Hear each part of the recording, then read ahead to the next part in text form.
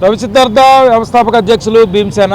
ఆంధ్రప్రదేశ్లో ఉమ్మడి ఆంధ్రప్రదేశ్లో దళిత ఆదివాసీల్లో విద్యా ప్రమాణాలు పెరగడానికి గల కారణం డాక్టర్ అంబేద్కర్ సాంఘిక సంక్షేమ గురుకుల పాఠశాలలు అలాగే ట్రైబల్ వెల్ఫేర్ స్కూల్స్ ఉండడం వల్ల కింద ఉన్నటువంటి ఆదివాసీ దళిత వర్గాలకు చెందినటువంటి విద్యార్థులు చదువుకున్నారు. నేను కూడా అదే గురుకుల పాఠశాలలో చదువుకున్న విద్యార్థిని. ఇక్కడ ఉన్న వాళ్ళు సగం మంది రెసిడెన్షియల్ స్కూల్స్లో డాక్టర్ అంబేద్కర్ గురుకుల పాఠశాలలో చదువుకున్న వాళ్ళమే.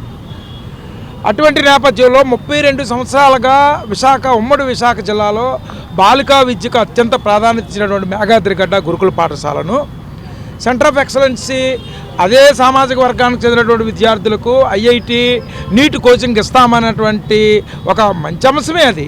ఆ అంశం మంచిది. దాన్ని ఒక ప్రైవేటు భవనంలోనో లేకపోతే సాంఘిక సంక్షేమ భవనంలోనో నడపవచ్చు. అలా కాకుండా 32 సంవత్సరాల దీర్ఘకాల చరిత్ర ఉన్నటువంటి 600 మంది బాలికలు చదువుతున్నటువంటి ఒక విద్యాలయం మేఘాద్రిగడ్డ డాక్టర్ అంబేద్కర్ గురుకుల పాఠశాలను మూసివేసి ఆ స్థానంలో ఈ సెంటర్ ఆఫ్ ఎక్సలెన్స్ని పెట్టడం అనేది మమ్మల్ని అందరినీ పూర్వ విద్యార్థులని సామాజికవేత్తలను విద్యాధికారులను అందరినీ కూడా తీవ్రంగా కలిసివేస్తున్నటువంటి సంఘటన.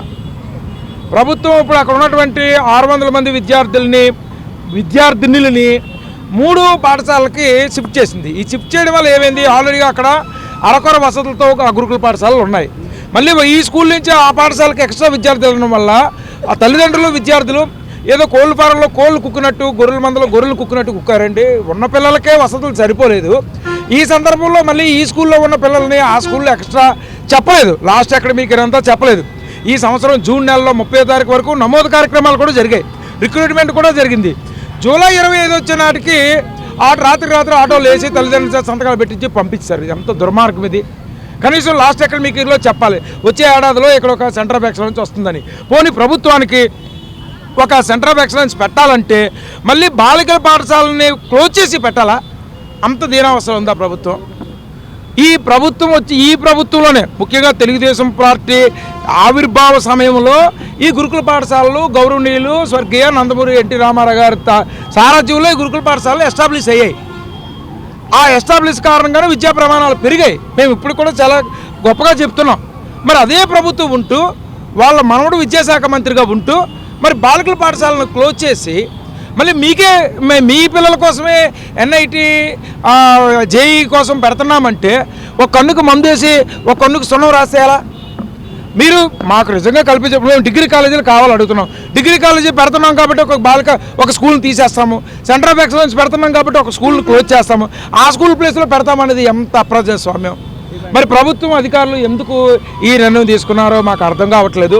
అందువల్ల ఉన్నతాధికారులకు చెప్పాము, గౌరవ మంత్రివర్యులు కూడా ప్రాతినిధ్యం చేశాము. వాస్తవ పరిస్థితులకు ఇప్పుడు విద్యార్థులు తల్లిదండ్రులు వచ్చున్నారు. వాళ్ళు ఏం చెప్తున్నారు, అక్కడ అరకొర వసతులు ఉన్నాయి, ఆల్రెడీగా ఎస్టాబ్లిష్ అయిన పిల్లలు వీళ్ళని తిడుతున్నారు.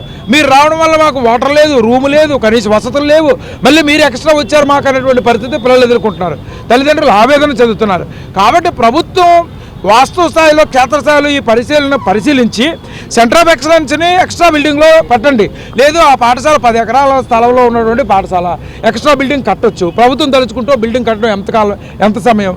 బాలికలను తరలించి ఆంధ్రప్రదేశ్ అక్షరాస్యతలో కింద ఉంది, దేశంలో కింద ఉంది. బాలిక విద్యలో ఇంకా దళితులు ఆదివాసులు ఇంకా కింద ఉన్నారు. దేశంలో కింద ఉన్నటువంటిది ఆంధ్రప్రదేశ్. మరి బాలికా పాఠశాలను మూసివేయడం శోచనీయం, విచారకరం. కాబట్టి ప్రభుత్వం ఈ విషయాన్ని పరిశీలించి వెంటనే ఆ పాఠశాలను అక్కడే పునరుద్ధరించి ఎక్స్ట్రా సెంటర్ ఆఫ్ ఎక్సలెన్స్కి ఎక్స్ట్రా బిల్డింగులు కట్టి, లేదు గవర్నమెంట్ సాంఘిక సంక్షేమ ఆధీనంలో ఉన్న బిల్డింగుల్లో సెంటర్ ఆఫ్ ఎక్సలెన్స్ని పెట్టాలని ప్రభుత్వం విన్నవిస్తున్నాం. లేకపోతే ఈరోజు రాష్ట్రం మొత్తం మీద 10 SC/ST పాఠశాలలు మూసేస్తున్నారని నివేదిక ఉంది. తాడికొండలోను విశాఖపట్నంలోను మన షెడ్యూల్ ట్రైబ్ పాఠశాల కూడా ఒకటి క్లోజ్ చేస్తున్నారనే మెసేజ్ వస్తుంది. ఇది రాష్ట్ర వ్యాప్తి ఉద్యమం అవుతుంది. ప్రభుత్వంకి అపవాదం వస్తుంది. మీరే పెట్టినటువంటి ఈ సంస్థల్ని మీ చేతులతోనే తీసేయడం అనేది ఎంతవరకు సబబు అనేది ఈ సందర్భంగా అడుగుతున్నాం. ఇది కానీ పరిష్కారం కాకపోతే విద్యార్థులు తల్లిదండ్రులు ప్రజా సంఘాలు పౌర సంఘాలు దళిత సంఘాలు అన్నీ ఉమ్మడిగా కార్యాచరణతో ముందుకెళ్తామని తెలియజేసుకుంటూ మీరు రవి సిద్ధార్థ భీమసేన. జై భీమ్.